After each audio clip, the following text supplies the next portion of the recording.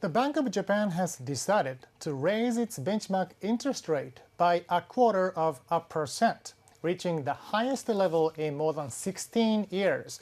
Yuko Fukushima joins us now. This is the Yuko-san. This is the rate hike in the.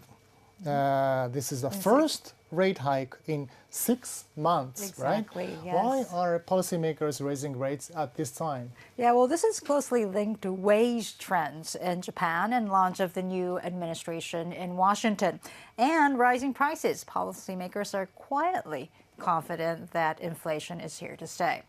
Now, the BOJ made the decision after winding up a two-day policy-setting meeting on Friday. After abandoning its negative rate policy in March last year, and the bank moved on to raise the short-term rate to 0.25% in July. And on Friday, the bank decided to raise it to 0.5%, the highest level since October 2008. But bank officials had said earlier they wanted to get a reading on U.S. President Donald Trump's economic policies before hiking rates. After his inauguration earlier this week, the reaction in the financial market was relatively calm, and that seems to have given BOJ officials the confidence to move. They were also watching wage trends in Japan. Today's decision seems to show they are convinced that wage negotiations this spring will continue to yield solid pay raises this year. Here's what the governor said at the press conference after the announcement. In terms of prices, the central bank decided that it is appropriate to adjust the degree of monetary easing from the perspective of achieving the 2% inflation target in a sustainable manner. This takes into account a growing movement to reflect the rise of personnel and logistics costs in sales prices amid the continuing rise in wages. I see. But why did the central bank wait until now? It doesn't seem that the economic conditions have changed that much since the bank's last meeting in December.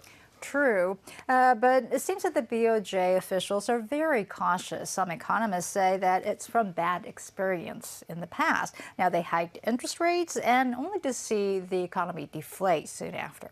But here's another reason they decided it was time to act.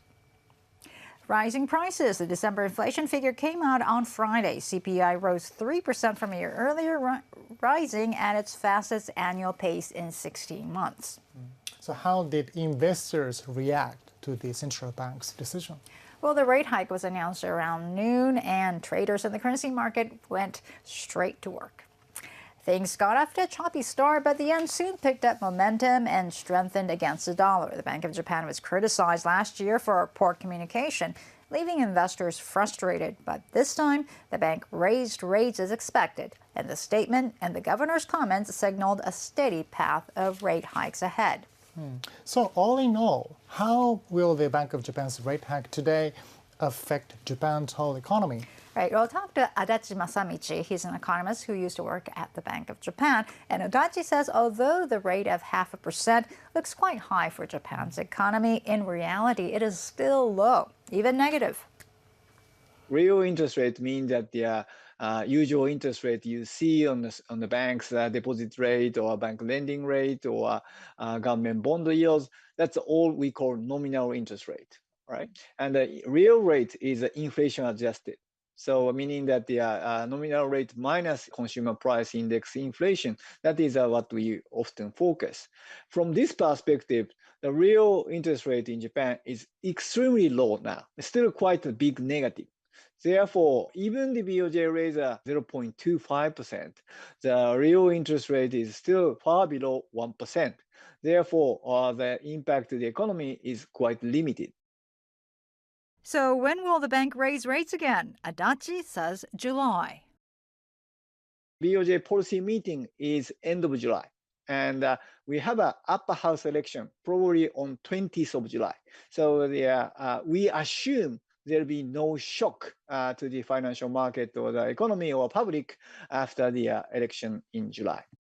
What would be the risk of the BOJ not raising rates in July? The negative side of the so-called Trump 2.0 is getting much more dominant by the summer this year. I mean, so far, we have seen the rather benign sort of outcome from the Trump 2.0 policies. But this is just the beginning. We just started just the first week of the President Trump. So next 6 months, anything may happen. Were there any hints of what the BOJ is thinking? Our expectation of the final level of the interest rate in Japan is 1.25. However, many BOJ watchers and many market participants are more cautious on the development of the economy and the inflation in Japan, and especially with the uncertainties from the US or global economy. Your forecast is more hawkish than other BOJ watchers. So does that mean that your forecast for the Japanese economy is more robust?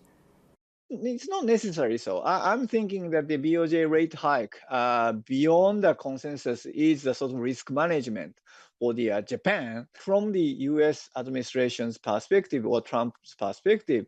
That if the BOJ looks like their rate hike is so gradual and they are trying to use a weak yen as a leverage for supporting the economy, that's not welcomed by the Trump administration.